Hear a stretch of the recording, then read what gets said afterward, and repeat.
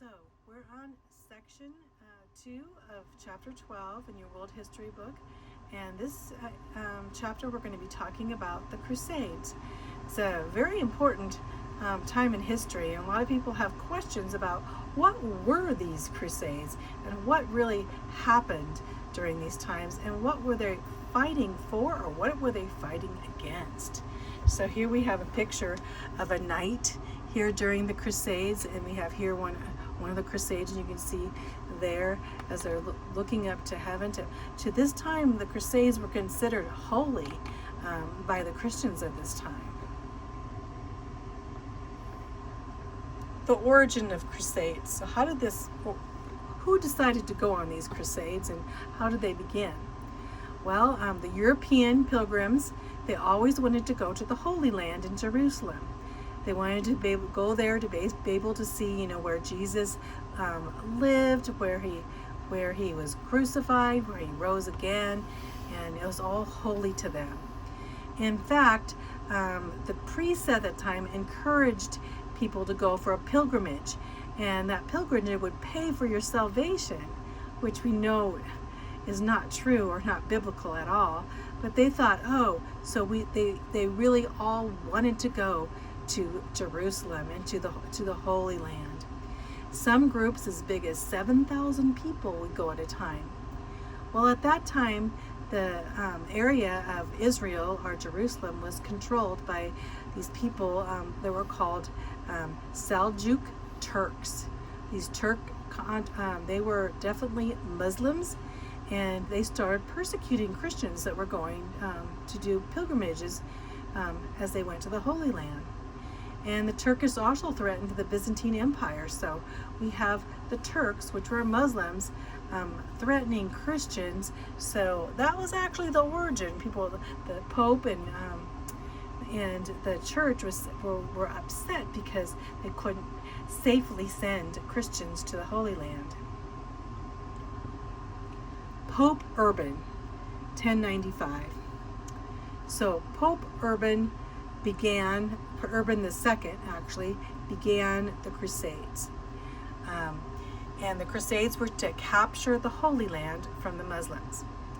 So he recounted to the people tales of these Turkish Muslims murdering pilgrims. Now, I don't know if they really murdered pilgrims, but he told everyone that they did.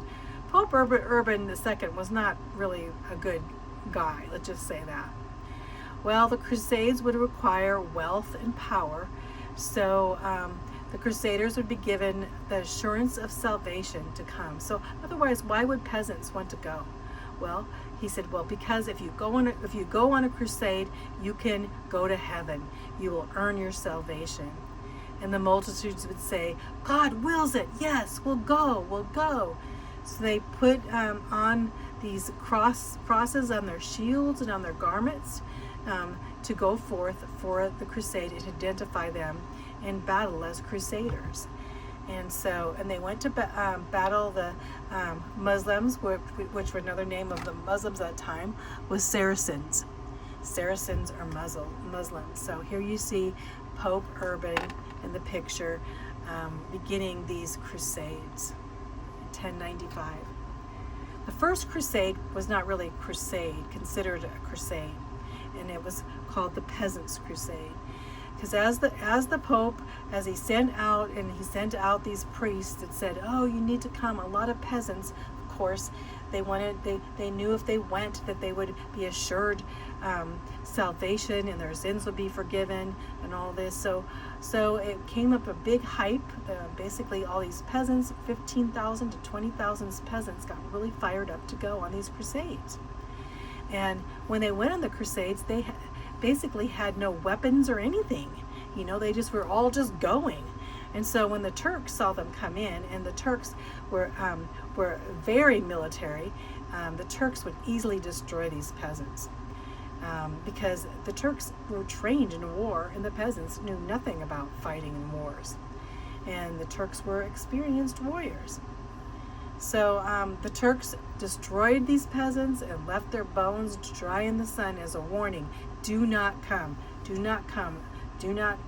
to fight in these crusades because you will die. So the Peasants' Crusade had failed miserably, and it wasn't even considered the First Crusade. The First Crusade was the official crusade after this. And this was where great European nobles and knights, they joined together. The year was 1096 to 1099, and for 3 years they fought in this crusade, this First Crusade. They were mostly French that decided to come during this First Crusade. There were 50,000 crusaders and 4,500 knights in the First Crusade. And they converged at Constantinople because they basically, as you see this map here, so here they would come down from, here's Paris, here's France, Lyons.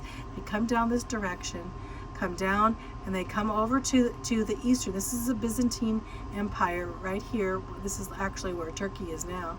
And this is Constantinople, and now this whole area is Turkey. And the Seljuk Turks were here. And Constantinople was actually a Christian, a part of the Eastern Christian Roman Empire at that time.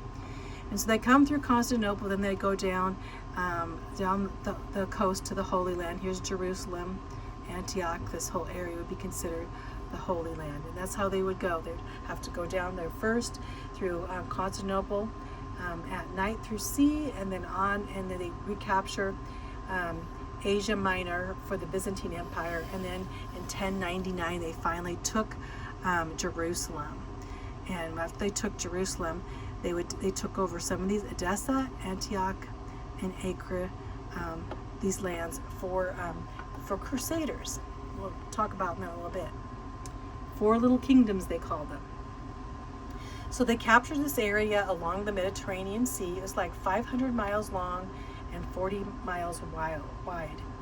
And this area included Jerusalem. You see where Jerusalem here? This is where Israel is now. Tripoli, north of this, the county of Tripoli. And then on to the Principality of Antioch, right here. And this is the county of Odessa. So these areas were the 4 little kingdoms, and where the Crusaders would come, and they stayed there to protect the Holy Land. And each of these areas was ruled by Crusader knights. And so these knights, they would need constant supplies to brought in though all the time, of course, from Europe, because they basically lived among, at that time, among the Muslim Turks. So that was the First Crusade. The Second Crusade happened, and it was 1147 to 1149. So there was new Muslim unity happening. So in 1144, they reunited. The Muslims were reunited and took over that top Crusader outpost of Edessa. And when they took them over, basically took it over, the Pope got upset, said, "Oh my goodness, the Muslims are going to take over. We need to form a second crusade, another crusade." So he called on this guy right here. You see, here's a statue of him. His name is Bernard of Clairvaux, and he would come and preach the need that we need to start a crusade again. We need to take up the cross again. He was a very energetic monk. So this led the Crusaders, and there were 2 big kings, monarchs or kings there, to lead this crusade. One was Louis VII of France, and the other was Conrad III of Germany. They were the kings. So France and Germany were the basic crusaders at that time, and they decided to come on in to try to retake Edessa, and to make sure that these Muslims were not going to take over the Holy Land again. But Louis and Conrad and their armies, they accomplished nothing. In fact, the German army was defeated even before they reached the Holy Land. So it was like the Second Crusade was not good for the Crusaders, that's for sure. Then the fall of Jerusalem in 1186. So after the Second Crusade, it was kind of like a dead end, do-nothing crusade. There was a Muslim leader, and his name was Saladin. And Saladin, you'll see him in movies and everything. He became this vibrant leader, and because he was the Sultan of Egypt, and he dressed like a sultan, and he was very courageous and had a lot of prestige, and as they looked at him as a very vibrant figure. And people were afraid of this great sultan now that was taking command of the Muslim army in the Holy Land. And so the Muslims again came to control Jerusalem and the Holy Land, and they started taking, these tiny remnants of Crusades. And then in 1187 that year, they took Jerusalem. So now, because of the Muslims taking over Jerusalem, there was a call for a third crusade. And this third crusade was in 1189 to 1192, so it was another 3 years. This crusade is the most famous of all the crusades. It's called the Crusade of Kings, because the kings united together to go on this great crusade. So if you wanted to know which crusade was that was the crusade that was most famous, you would say the Third Crusade, the Crusade of Kings. And they were going to fight Saladin, this mighty Muslim leader, Sultan of Egypt. The Third Crusade, the Crusade of Kings. Why did they call it the Crusade of Kings? Because there were three kings, famous kings, that went on this crusade. The first famous king, the famous of all, three of these kings, was King Richard I of England.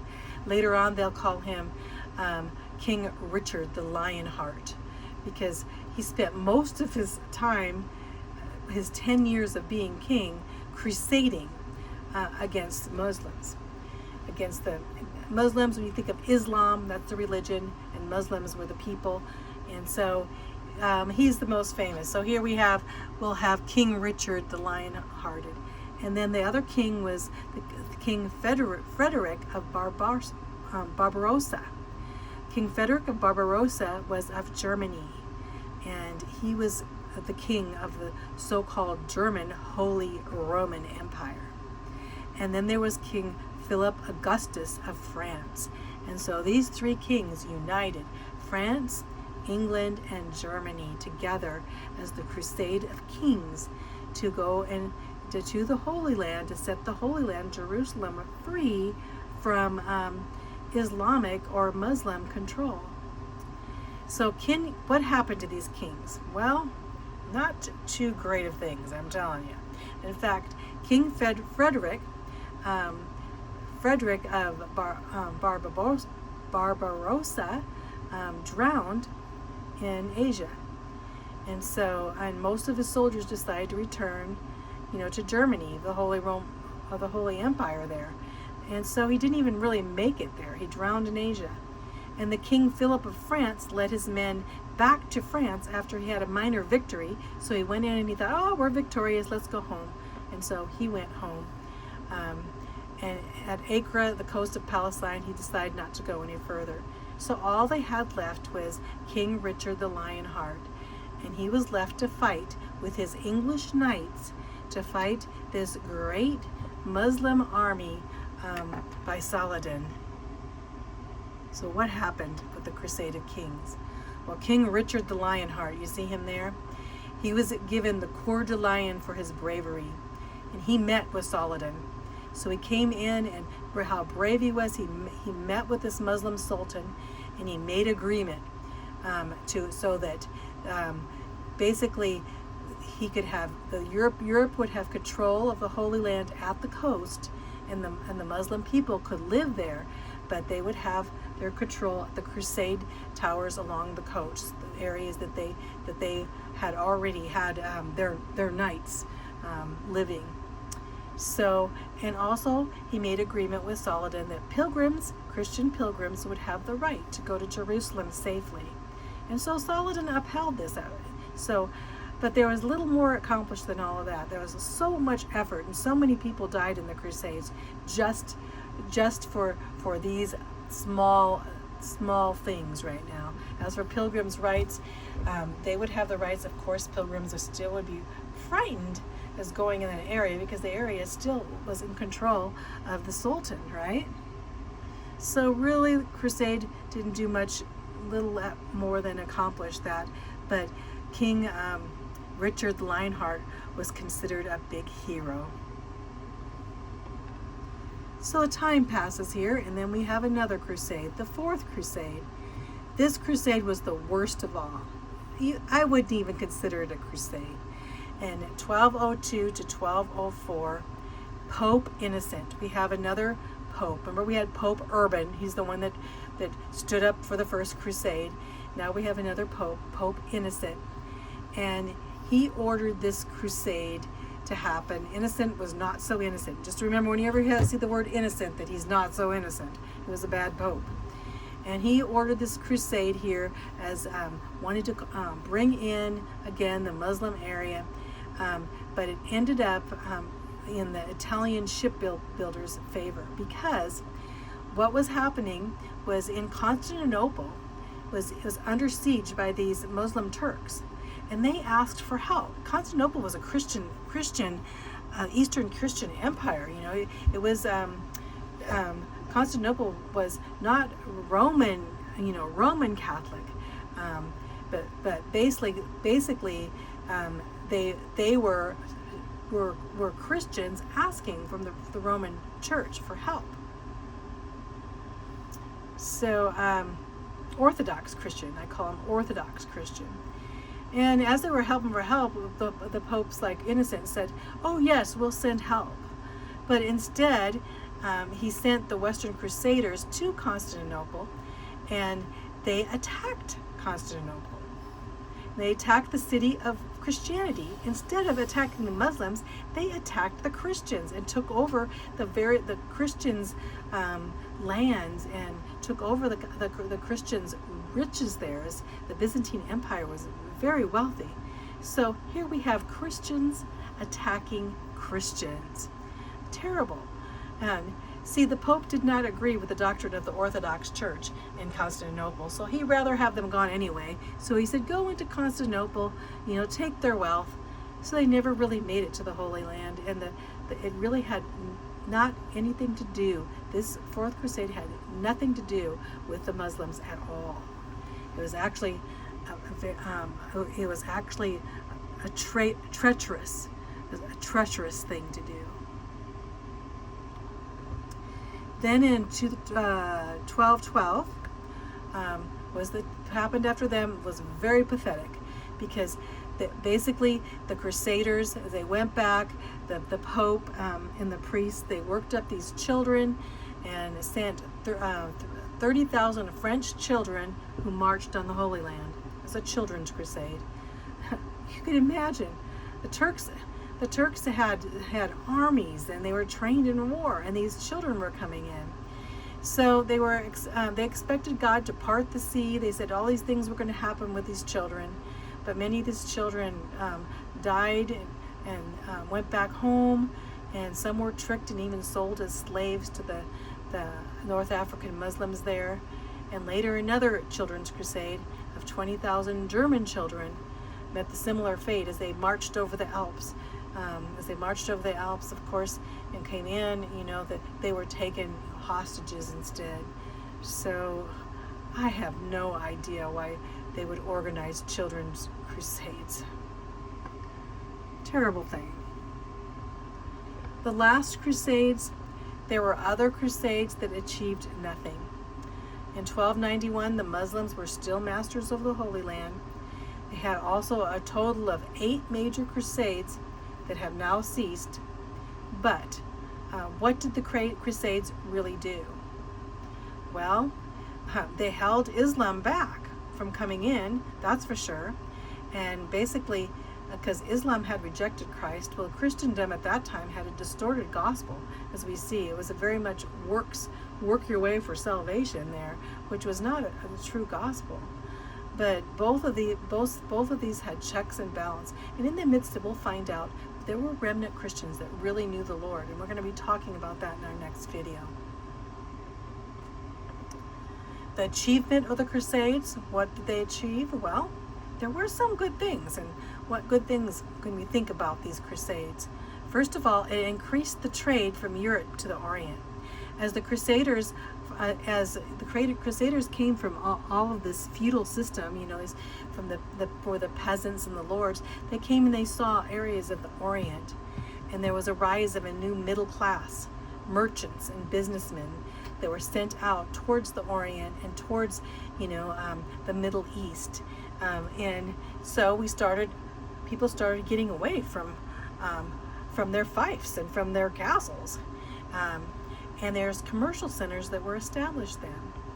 And the peasants left the manors to economic freedom. So the feudal system started crumbling away. We wouldn't have the castles with the lords and the knights anymore, but we'd have a middle class full of merchants and businessmen.